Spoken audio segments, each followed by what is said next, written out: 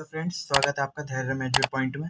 आज का टॉपिक है हमारा जुडिशरी चैप्टर 6 पॉलिटिकल साइंस। आज हम कवर करने वाले हैं दो topics, why do we need an independent judiciary and second independent of judiciary. हमें स्वतंत्र न्यायपालिका क्यों चाहिए? We need an independent judiciary because क्योंकि the principal role of judiciary is to protect rule of law and ensure supremacy of law. जो judiciary का मुख्य काम होता है वो होता है कानून की सर्वोच्चता को बनाए रखना और रूल ऑफ लॉ को प्रोटेक्ट करना। It safeguard rights of the individual settle disputes in accordance with the law. ये हर एक प्रत्येक व्यक्ति के जो मौलिक अधिकार होते हैं उन्हें प्रोटेक्ट करता है, और जो सेटल करता है डिस्प्यूट्स, यानी कि जो समाज में जो लड़ाइयाँ होती हैं या फिर किसी भी गवर्नमेंट के बीच में जो लड़ाई होती है, जैसे यूनियन गवर्नमेंट की और स्टेट गवर्नमेंट के बीच जो लड़ाई होती है, उसको भी सेटल करने का काम सुप्रीम कोर्ट ही करता है। सुप्रीम कोर्ट ऑल्सो है ना पार्ट ऑफ जुडिशरी। सबसे बड़ा पार्ट जुडिशरी का सुप्रीम कोर्ट ही है, इंडिया में ही की होता है ना। It ensures that democracy does not give way to individual और ग्रुप डिक्टेटरशिप। ये सुनिश्चित करता है कि जो सरकार डेमोक्रेसी है वो किसी भी ग्रुप या इंडिविजुअल पे जो है डिक्टेटरशिप के रूप में ना हो, यानी कि तानाशाही के रूप में ना हो। It is necessary that the judiciary is independent of any political pressure.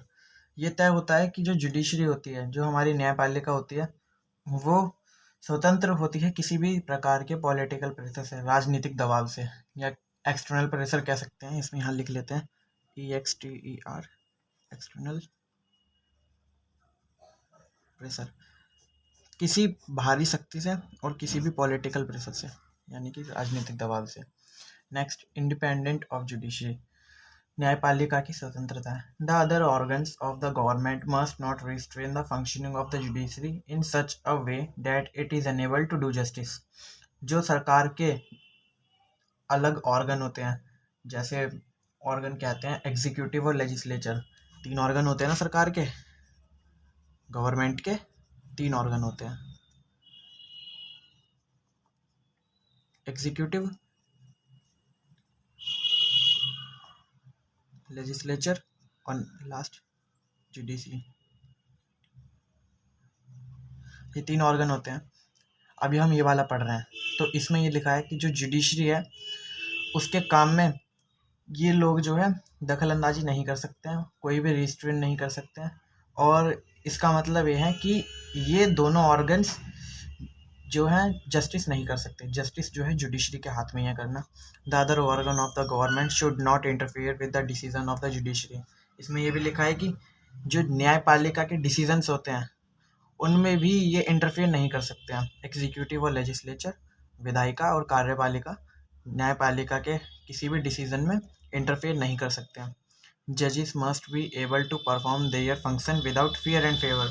जो न्यायाधीश होते हैं वो सक्षम होते हैं किसी भी डर के बिना और किसी भी दबाव के बिना काम करने में।